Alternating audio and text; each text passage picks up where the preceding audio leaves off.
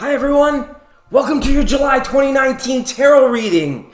Okay, that's what we're gonna do here, but before we get into it, give me 1 second. For our subscribers, that's right, for our subscribers, and you can do it too. It's really easy. It's super easy. We're gonna read the weather poem, okay? Because it's fun, and it goes like this.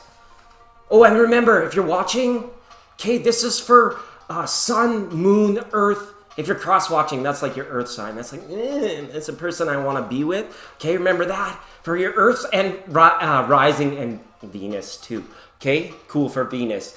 All right, so let's get into it. General readings, take what applies. You throw the rest out, okay? Center of the galaxy is a big black hole. It'll take all that stuff. Doesn't resonate. Our demolition company takes care of it, people. Okay, here we go. For all of us now, here's our weather poem for August. It goes like this. These are the climes that fry men's souls. Sweltering! Parasitoid meteors light up the night sky with letters. Ooh, it's cool. I could put on a sweater. Summer's buglows blow their last call. It's time for Leo, Virgo, all the blessings that come with fall. Okay, thanks everyone. It's so happy and nice to have you here. I want to wish everybody the best in peace, prosperity, bliss, abundance, joy, happiness, prosperity, health and wealth. They're one and the same, right? Okay, enjoy guys. Let's go. Let's get into this. Hello there, Gemini. Thanks for joining me. Your cards are well shuffled. Giving them one last flip through here and then a cut, and then we'll get right into it. How are you, Gemini? Hopefully you're all doing well. So thankful that you've joined once again for August monthly readings. I want to wish everybody watching the best in all things, always. Okay, let's get some cards out, Gemini, and then we'll walk through this together. We can do it. We can do it. Nothing here to say that we can't, right? Here, yeah, that's the chime we needed. This is a card we were feeling. This is a Six of Wands up in the overall energy. So levels of victory, levels of like completion, levels of like new establishment, new gains, new properties, anything of that nature, Gemini. You know, it's very nice when you're geared up and when you kind of have life, figured out by the horns, and you're feeling that confidence as you move through it. Always there is more to learn. We're always all students in this game. But Gemini, this is great gains made in terms of your spiritual and physical balance and selves. It's very nice to see a Six of Wands in an overall energy.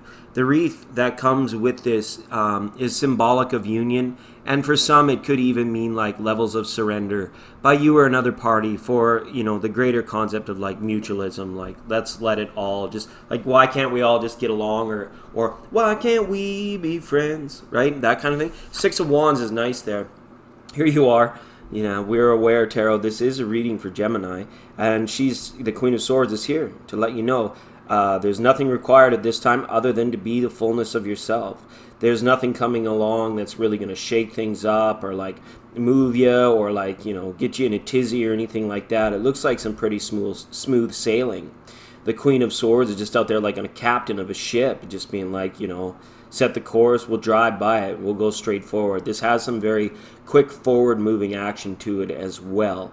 So again, you want to do things like make sure you're not moving faster than the crowd, stuff like this. Levels of excitement abound, all right? And again, you guys are always like streamlined to how to make the best of your day, okay?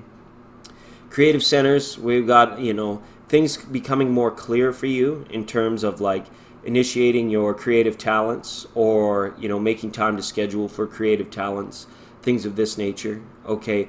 What you want to do, whether it's a guitar or whether it's, embroidery, there's so much of this, how this could manifest. Now, when we look at like this situation mid-month with the full moon shining deep into the waters, all right, this is about, what is subsurface right now and what can be revealed and healed at this time in regards to like creative spark. And for some that are in relationships, this is in regards to like love making and the partnership and like the biological rhythms, the certain times of the month or the year that you feel most like it. Check in with your partners as well. Make sure like how are they feeling, in all states, wealth and health, okay? We've got a Knight of Wands here as well. This is up in your willpower, your will center, okay? Don't be worried to be patient this month, okay? And what I mean by that is like, I have this feeling, Gemini, that it's like nothing's like really pressing a hardcore deadline here. You can really relax into your space and into your time a little bit more freely this August. As well. It's not like you're foregoing responsibilities. You still got to get there.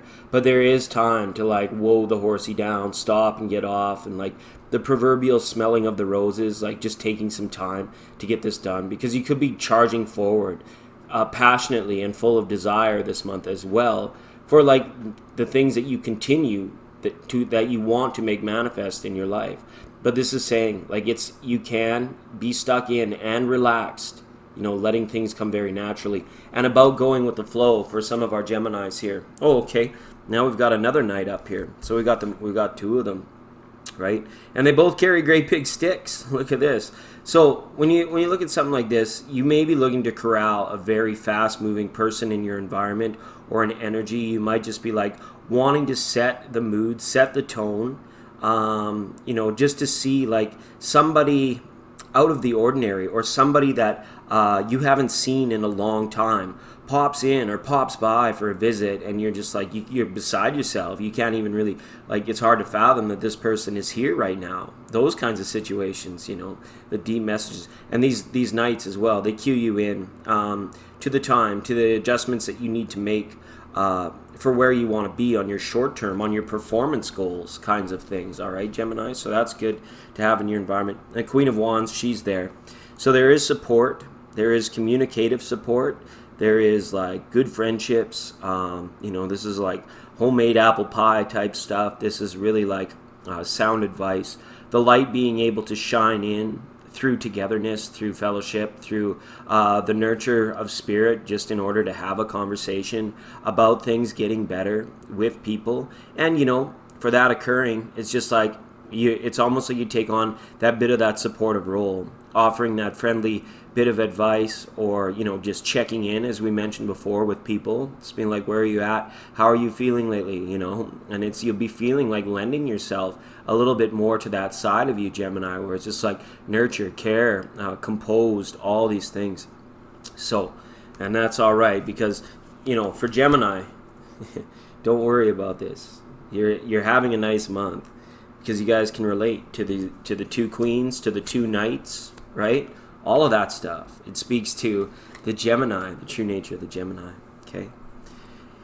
Do your best not to worry about levels of betrayal. Above all else, do not worry or let betrayal get a foothold in your mind whatsoever, or in your visions. And if you are having a tough time, like settling your mind down and like kind of like bringing a level of purification to your visions and your dreams and stuff like this, just know that it's okay. Just don't allow the thought of the worry to move in there. And as well, you may want to research or find out some new techniques about being able to like be a little bit more in control of your meditation times, your leisure times, refining these things so that the mind doesn't get away, that the mind itself does not become the betrayer.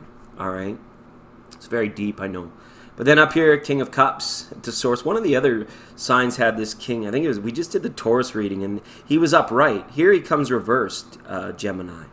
Okay, again, you may be worried about somebody's drinking, somebody's partying, somebody's habits, somebody like maybe being a little bit too far gone. Could be a Pisces, Scorpio, or Cancer at this time.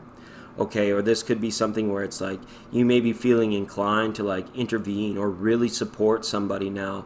And this is a nice thing. If you can fix what's going on here through perhaps a water sign not being able to connect, to convey, or to communicate very effectively, use the power of these two queens that are here to just get, for those of you that are in it with a water sign, to get this person a little bit, better off, cleaned up, like checking in with them, right? It can be very tough through especially the last little while to be getting through to some of these water signs, but the windows are opening up here, and use the power that you have with these two queens and the two knights, Queen and Knight of Swords, Queen and Knight of Wands. You're so amazingly balanced here, Gemini. that you actually have the potential to make a big difference in somebody's life this month. And that's incredible news to have and to see there. So we appreciate you, Gemini. Oh yeah, the Oracle card. I have almost forgotten to do it each and every time. We're gonna, for those of you, Gemini, that made it this long, thank you so much. It really supports the channel when you watch to the end, and you get a little bonus of an Oracle message here. And please, feel free to leave a comment, hit the buttons, or the description links down below, okay?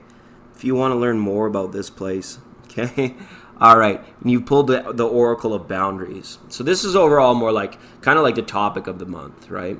What do we let in? What do we bind? What are we not tolerating? What are we wanting to establish? And, you know, with good reason behind it. And so you remember how in math class you always had to prove your work? You couldn't just answer that it was 42. You had to show how you arrived at the portion of 42. Now, there's a little ladder here, right? This guy needs it to be able to get up on that wall for a higher vantage point. And that wall was placed there. Could be in a form of a boundary, something intangible that you set, like, no, people in my isness, people in my day are not going to come like this, or I will just wave goodbye or say goodbye, you know, that sort of thing. And it doesn't need to be an adjustment of how flexible or inflexible your boundaries are. It's just you checking in with them, being like, is it still relevant? Is it still pertinent? Can we put a wrecking ball or a bulldozer through that wall right now? Or does it need to remain up? Or does it need more bricks on top of it? Because you could be dealing with something even more serious, okay?